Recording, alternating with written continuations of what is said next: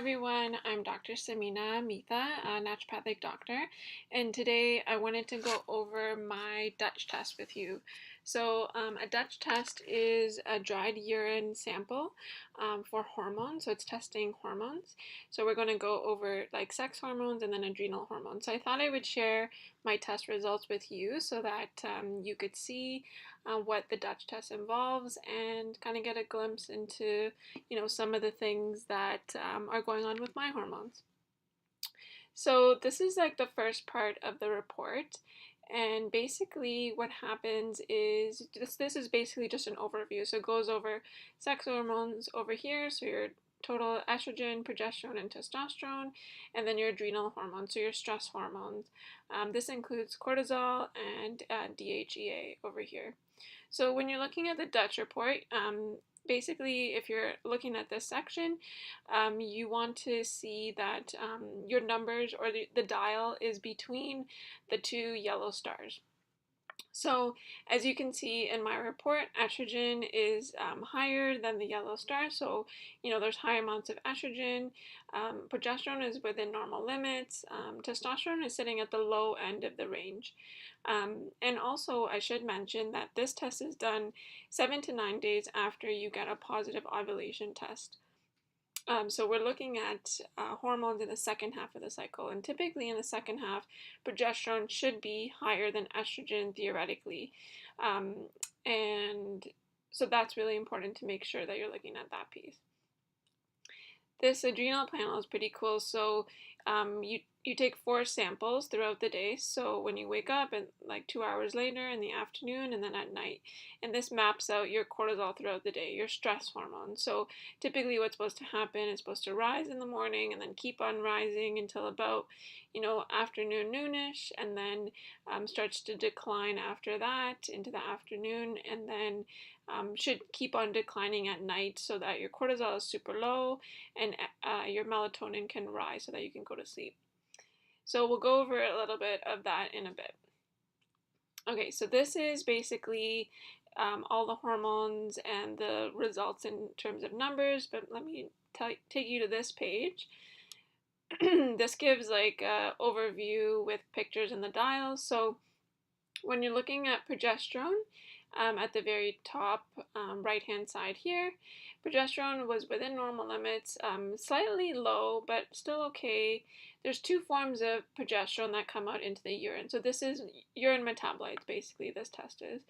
And so the beta was okay. Alpha is a little bit low. So when people have low alpha, it can mean that they get symptoms of maybe anxiety.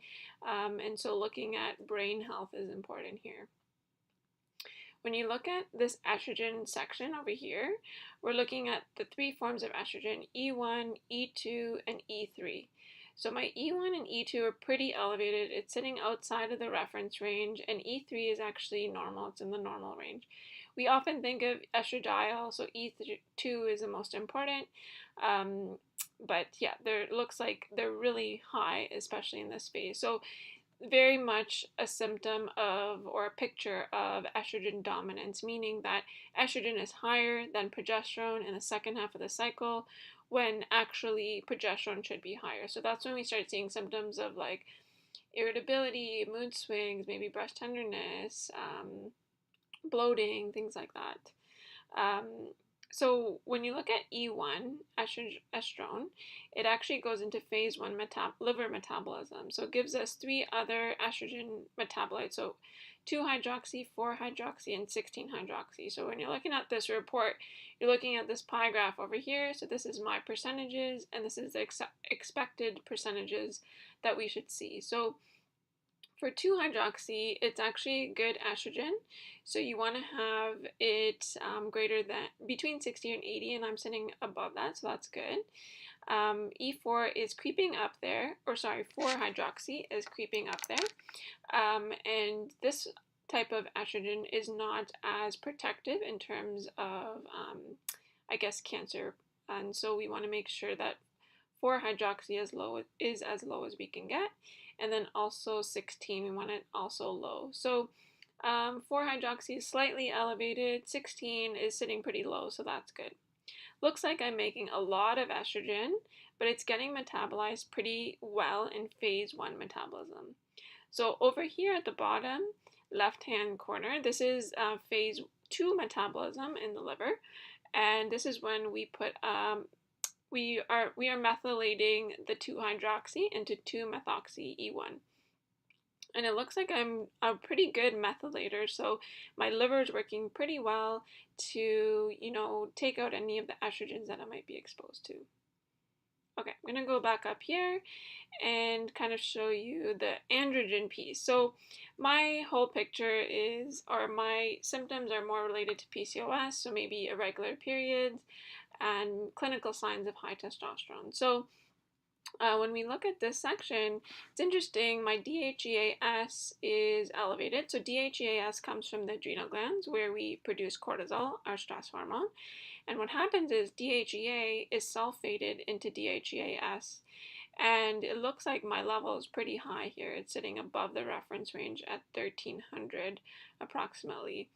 My testosterone is actually slightly low, and so that's interesting because typically you think of high testosterone in PCOS, but it could mean that this testosterone and also this androstenedione is being aromatized. So this is an enzyme that causes aromatization to create estrogen. So maybe it's not so much that my testosterone is low, it's just being used up to make estrogen, which is pretty interesting. Because also, like in this section here, I don't have a preference to 5-alpha reductase activity. It's more preference for beta. So it looks like I'm leaning towards a less androgenic side of things. So I think what's important here is to maybe block aromatization and decrease this DHEA. So lots of stress management and supporting that adrenal gland. Okay, let's keep on going. So this is just the number of values for cortisol. Okay, so here we get into melatonin, which is actually slightly low, and lower end of the reference range. So making sure that I do good sleep hygiene techniques, like making sure I'm not exposed to blue light. Also, maybe not watching TV before bed, or doing some meditation, making sure all the lights are shut down, things like that. So yeah, definitely supporting that piece, but also supporting cortisol, because if cortisol is high, then melatonin doesn't have the ability to rise. So DHEA is elevated here, as you can see, and then my metabolized cortisol, so this is total cortisol production, is sitting on the low end here, and free is sitting high. So sometimes what happens is if you're not metabolizing cortisol well, but you're making lots of cortisol, it could be a thyroid issue. So that's something to look into. And then these two photographs or graphs look at cortisone and cortisol. So sometimes what happens is when you make cortisol, it gets inactivated into cortisone.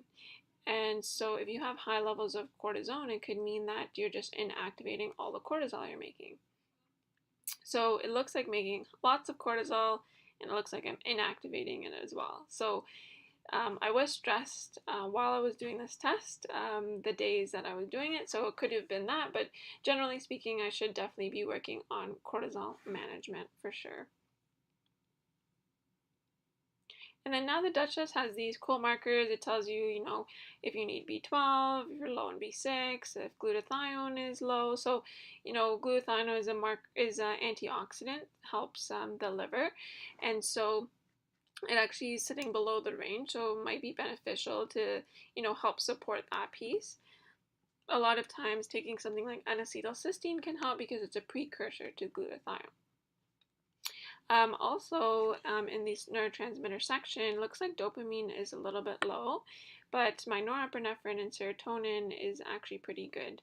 So dopamine is a reward hormone. Sometimes it can be below the range if we're feeling a little bit depressed or sad. But also today I learned that it could also mean that candida or yeast is in the body, and that's causing the dopamine to go low, which has been my case in the past. So maybe that is something I need to work on as well. So melatonin, as I was saying, was in the low end of the range, and then this is a marker of oxidative stress.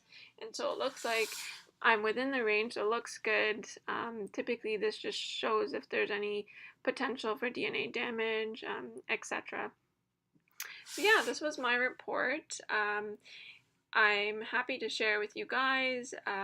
Obviously, anything that I've said here doesn't replace any medical advice, but it kind of gives you an idea of, what the Dutch test is, what it would show, and how we can use it to help figure out what's going on in your hormone pathway, and then kind of, figuring out different pieces of the puzzle and how we can help to balance everything out. So looks like I need to work on my estrogen here, my testosterone, DHEAS, maybe boosting that melatonin piece, and stress management.